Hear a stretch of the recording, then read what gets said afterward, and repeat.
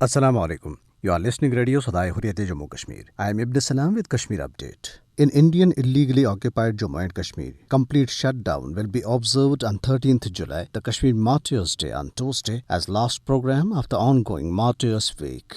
According to Kashmir Media Service, call for the strike has been given by the All Parties Hurriyat Conference in remembrance of the 1931st martyrs. As per the All Parties Hurriyat Conference calendar, a march towards Martyrs' Graveyard at Naqshband Sahib, Srinagar will be held on Tuesday, where the martyrs of July 13th are buried. The All Parties Hurriyat Conference in a statement reiterated its appeal for observance of shutdown on 13th July to commemorate the martyrdom of 22 Kashmiris who were killed within the premises of Central Jail, Srinagar on this day in 1931. The posters have appeared in Srinagar and other parts of the valley, paying rich tributes to the martyrs of July 13th and thereafter.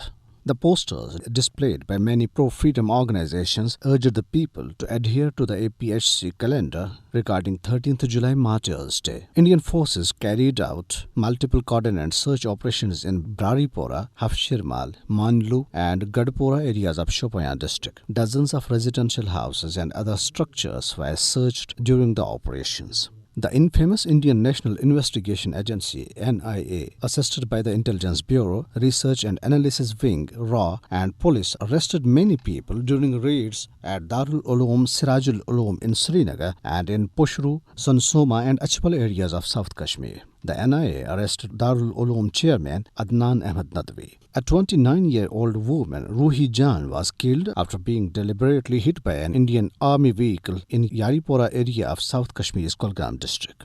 Occupation forces arrested a woman in Creedy area of Baramulla district. A distressed family from outskirts of Srinagar, while staging a protest demonstration at Press Enclave, said that the Indian troops raided their house and took away gold worth lakhs of rupees, cash and pashmina shawls. A delegation of Jammu and Kashmir political resistance movement visited Pulwama and paid tributes to martyrs Inayat Ahmed and Kifayat Hussain.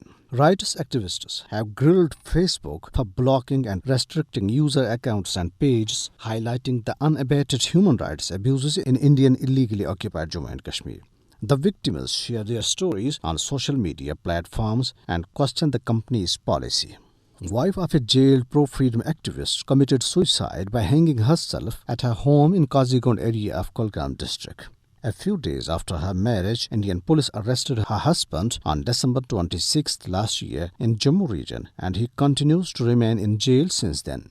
The PDP president, Mehbooba Mufti, while terming the dismissal of 11 government employees on flimsy grounds as criminal act, said that all policy decisions vis-à-vis Jammu and Kashmir are taken with sole objective to punish and disempower the Kashmiri people in the garb of pseudo-nationalism. The bodies of 3 Muslim boys with torture marks were found in Bareilly district of Uttar Pradesh, India. They were missing since Tuesday. The families said the boys were beaten to death and were thrown into the river.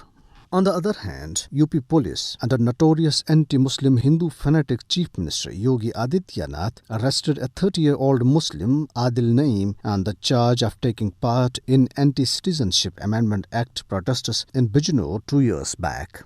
And this is for now. Have a good night and keep listening Radio Sadaye, Hurriyet, Jammu, Kashmir.